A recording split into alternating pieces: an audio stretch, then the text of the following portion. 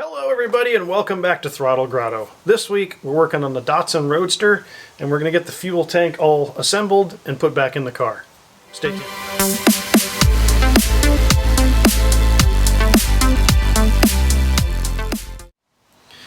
Alright everybody, it has been a really busy week here at the shop, and I apologize, I've been slacking on the videos a little bit, I've been slacking on the rabbit a little bit, but life's been getting in the way. That's all I can say. You'll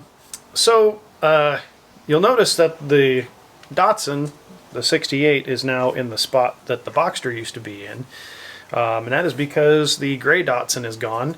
The Rallycross car is on the other side of the garage now, along with the Ducati and the Rabbit. So, paring down the fleet.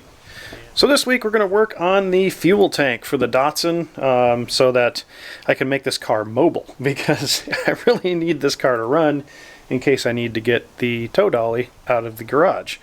So the two things that I have to do is I have to do the fuel tank and I have to do the fuel pump. So first thing I'm going to do is I'm going to assemble this fuel tank, and then we're going to put it back in the car, hook it all up, and then that part of this project will be done. So fortunately there's not really too much to doing this. So the fuel tank straps are already underneath the car. I have these old straps of canvas. These are actually the original straps that go between the fuel tank and the fuel pumps, or fuel tank straps. I'm going to remake these out of some thin rubber, and then I have a brand new O-ring, the sender, and the lock ring.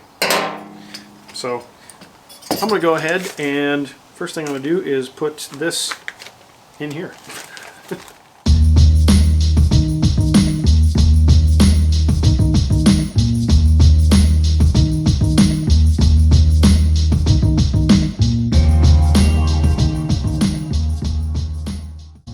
Alright, so this seems like an appropriate time to talk about clamps. And what's the difference between a fuel line clamp and a hose clamp? So this is a hose clamp. You've all seen these before, I hope.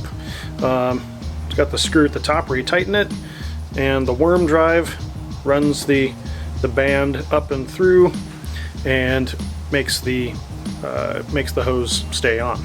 So a fuel line clamp, a little bit different. You can see here. So it actually pinches at the top, and as it pinches, the band it works its way around the hose, so it's much less likely to crimp your hose. The worm drive areas on these clamps, there we go, camera, will actually dig in, and you'll see the hose kind of pop out of little worm drive areas. So if you're replacing fuel lines, even if it's on a carbureted car, it's a really good idea to use the fuel injection clamps. They're just a lot better for the hose.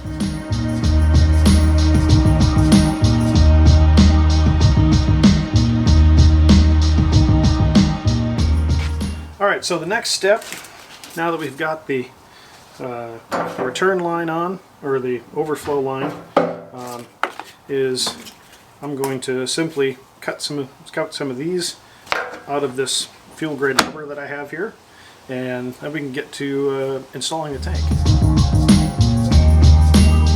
Okay, so we're back underneath the car, and I figured I'd show you guys where all the connections need to be made under here, instead of trying to do it while I have the fuel tank in my hand. So here we have our electrical connections, and these are just going to slide on top of the fuel tank sender. Our straps. So we have our two fuel feed and return, and then up here is a nipple that hose, that overflow hose, goes to. And it basically just goes through the floor of the trunk, and then there's another one up on top that attaches to the fill neck. Other than that, it's pretty straightforward. It's just a giant hole that we're going to fill with a fuel tank. So I'm going to put this thing in.